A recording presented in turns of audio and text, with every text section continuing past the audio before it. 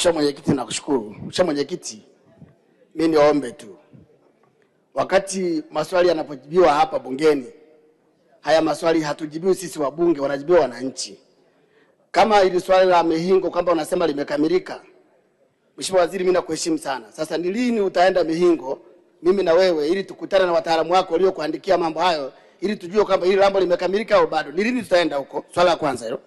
Swala la pili, Mheshimiwa Mwenyekiti, haya mabwawa yamekuwepo toka 2017-18 na nilikaa na wizara nzima, waziri akiwa Mbarawa, Bwira akiwepo, wakatembelea jimbo zima vijiji 30 kwenye vijiji 30 vya tarafa ya Chamriho, wakasema bawa 6 haya tutayachimba, wakafanya upembuzi yakinifu kafanyika.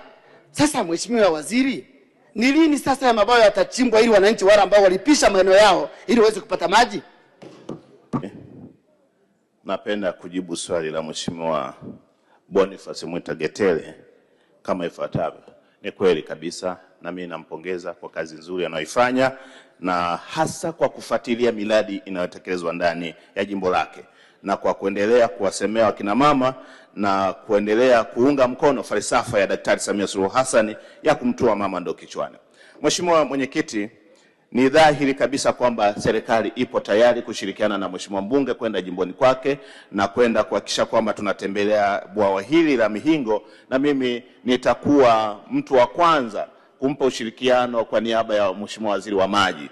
Mimi niko tayari, Mheshimiwa Boniface Getere, baada ya bunge hili la bajeti niko tayari kwenda mpaka Bunda ili tukajionee. Lakini swala la pili, Mheshimiwa Mwenyekiti, kama Mheshimiwa mbunge alivyosema, haya mabwawa ambayo ameongelea, feasibility study ilifanyika, detailed design ikafanyika, ni mwaka 2016-17.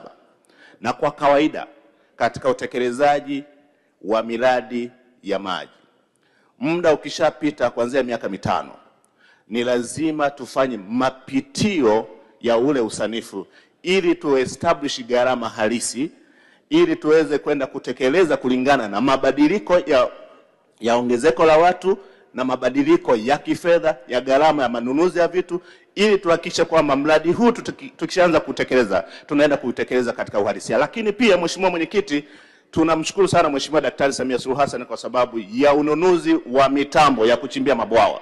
Nimtoe hofu Mheshimiwa mbunge, baada ya kufanya mapitio ya hii miradi ambayo iko katika jimbo lake, tutaenda kutumia mitambo ambayo Mheshimiwa Rais alinunua kwa ajili ya kuchimba mabwawa, ili sasa ifikie mwisho wa huu mradi. Na tunaomba kwamba umekuwa muda mrefu, na nipoe hofu kwamba sasa tunaenda kuhakikisha kwamba tunafikia mwisho katika hili. Asante sana Mheshimiwa Mwenyekiti.